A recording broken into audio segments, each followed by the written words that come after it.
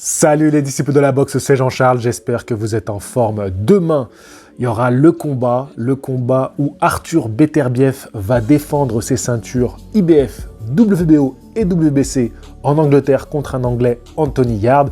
Et donc en ce moment même, je suis devant la conférence de presse, devant la pesée officielle qui a lieu, vous le savez bien, à peu près 24 heures avant, un petit peu plus, vu que le combat aura lieu demain en soirée et que là on est en fin d'après-midi. Et donc là, en fait, vous regardez un live en différé, parce que je regarde ça en live, je filme ma réaction en live, et vous le verrez quelques minutes, voire heures après le live. Le live, bien sûr, il est disponible, si vous le regardez dans les mêmes conditions que moi, sur YouTube, sur les chaînes de BT Sport, donc ça c'est un diffuseur, et de Top Rank, qui est un promoteur de boxe. Voilà, ce sont les deux médias, comment on pourrait appeler ça? Les deux institutions, les deux entreprises, engagées dans ce combat-là.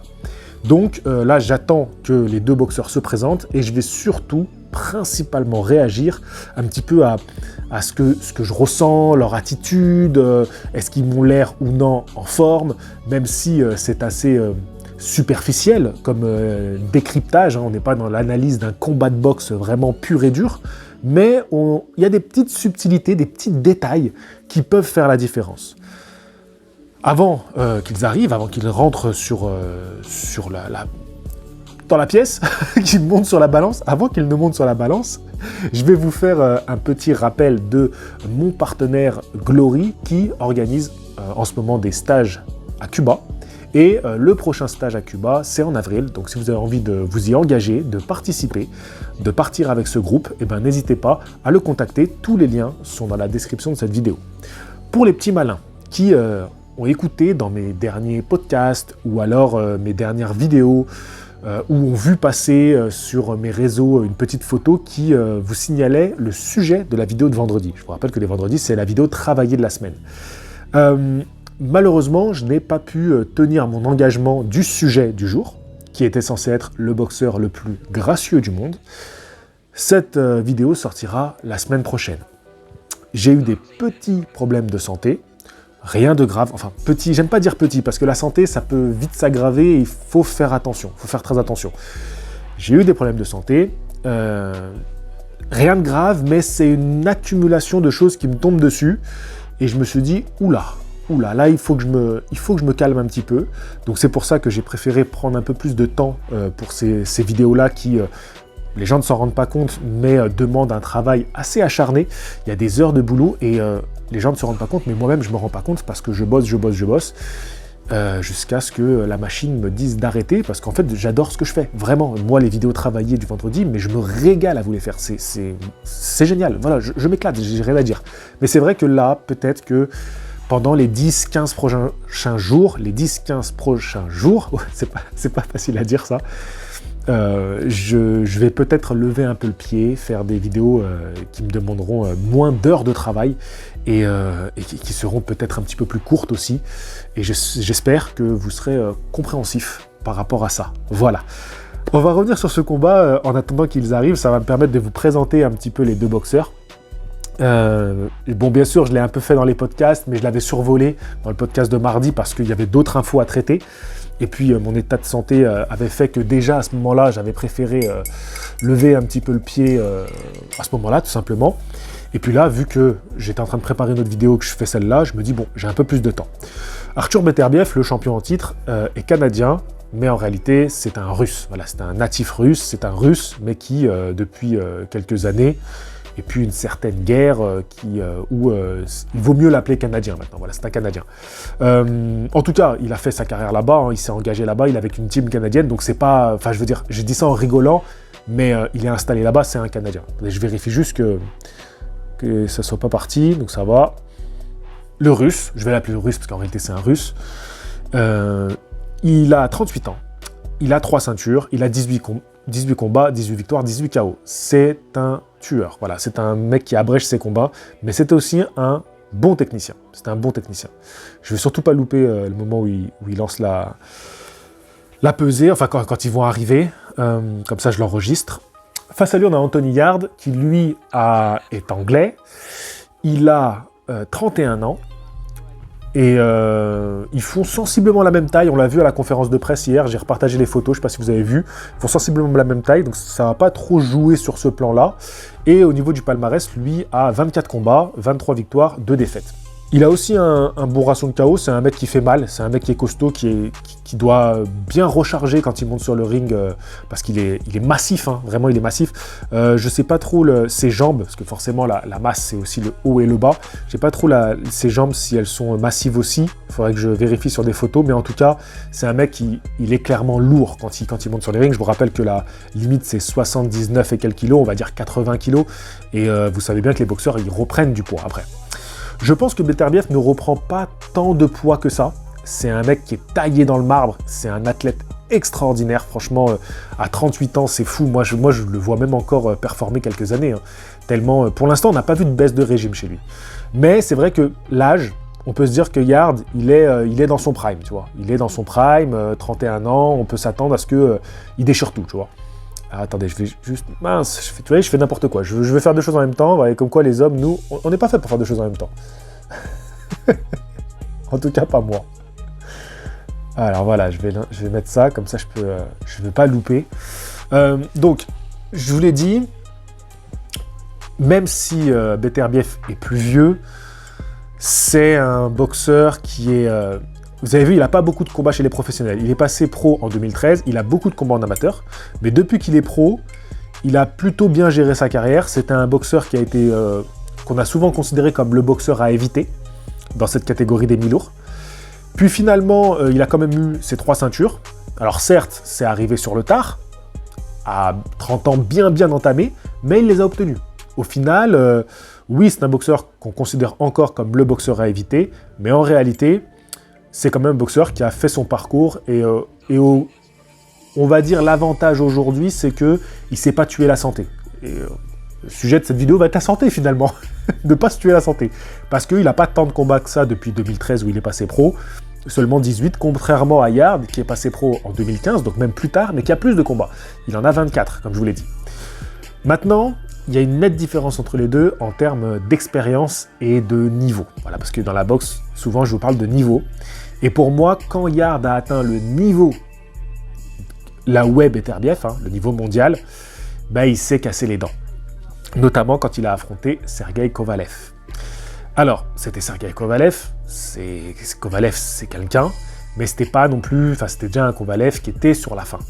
On l'a bien vu après quand il prend Canelo, c'est pas le Kovalev qui nous faisait suer en 2015, voilà, moi j'avais des frissons quand je regardais des combats de Kovalev, je vous le dis, hein, c'est l'un des boxeurs que j'ai suivi en direct qui m'a le plus marqué, très clairement, en termes de puissance, un autre russe d'ailleurs.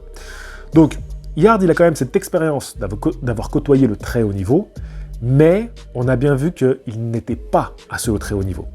Récemment, il a encore connu une défaite contre un bon boxeur, mais pareil, pour moi, c'est pas un boxeur du niveau qu'était Kovalev, Beterbiev, Bivol, vous voyez, vraiment l'élite, on va dire l'élite de la catégorie. Il a connu une défaite mitigée au point, il a obtenu une super revanche et une super victoire lors de la revanche. Et là, on peut parler d'un Anthony Yarde qui est un peu plus performant. C'est vrai, je dois reconnaître que sur ces dernières années, il est un peu plus convaincant. Mais convaincant face à qui ? C'est ça la question qu'on se pose. Oui, il a pris sa revanche, une très belle revanche, mais c'est pas un boxeur, quand tu rates sa fiche, qui a affronté les mecs du niveau de Beterbiev. Et je vais te donner un exemple très simple. Sur tous les combats les mecs qu'il a boxés, Yarde, par exemple, quand il connaît sa défaite contre Kovalev, donc il est allé jusqu'au niveau mondial, avoir une chance mondiale, parce qu'à ce moment-là, Kovalev était champion du monde. Et ben derrière, il va faire un combat en Espagne contre un mec qui a, je sais pas, plus de 40 défaites à son actif pour, je crois, une dizaine de victoires, pour te dire. Donc ça montre un peu, c'est un truc comme ça, hein, je vous dis de manière approximative. Ça montre que, bon, bien sûr, il fallait qu'il retrouve la confiance. Ok, c'est un combat de retour. Mais, logiquement, un boxeur qui a atteint le niveau de l'élite mondiale ne doit pas repartir si bas. Tu vois, je me dis... C'est qui, ça ? Attendez, je vérifie juste, je regarde en même temps. C'est Yarde. Alors, attendez, je lance l'enregistrement. Il y a Yard qui est en train de se dessaper, de se déshabiller, il nous fait un petit striptease. Donc voilà, ça y est. Boum, il enlève son haut et j'ai lancé l'enregistrement. C'est parfait. Donc maintenant, je vais commencer à pouvoir un peu vous parler de lui comme ça. Donc, c'est un très bon boxeur, c'est un bon pugiliste. Il a une boxe très à l'américaine. Lui qui est anglais, mais on sent son inspiration des Américains. Et comme je vous l'ai dit, vous voyez, vous pouvez voir son physique extraordinaire. Il a un physique extraordinaire. Bon, il a des bonnes jambes, hein. Là, je peux voir. Bon, là, il est quand même... Là, tu sens qu'il y a le cutting, hein.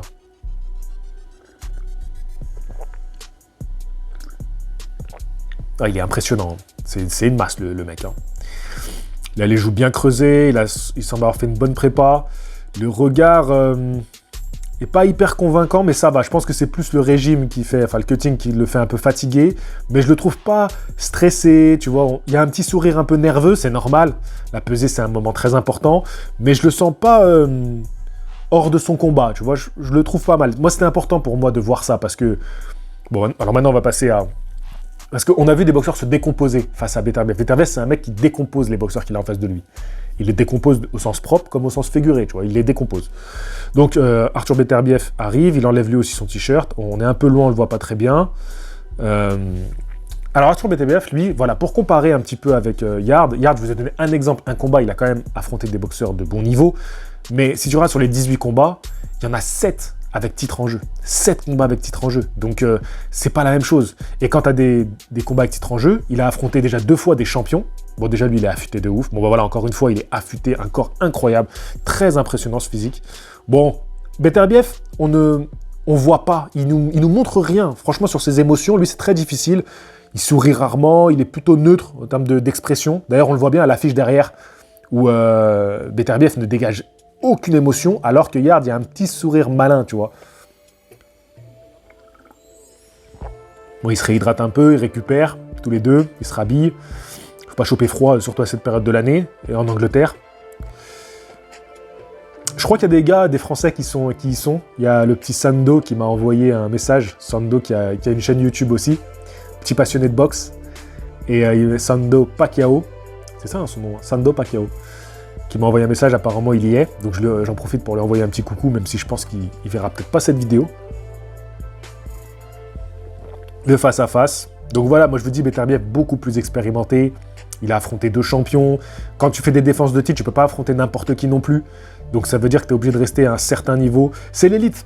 Moi, la question que je me pose, c'est Yard est-il au niveau de cette élite-là? Une fois, on a bien vu que non. Il a un peu plus d'expérience aujourd'hui. Je le sens serein, je le sens bien.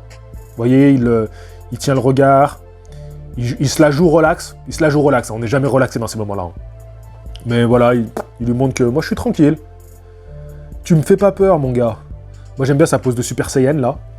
Il se prend sûrement pour un Saiyan. Peut-être que c'en est un réellement, parce qu'il doit avoir des gènes de Saiyan. De Saiyajin. Bon, qu'est-ce qu'on peut tirer de ce face-à-face? Finalement, pas grand chose.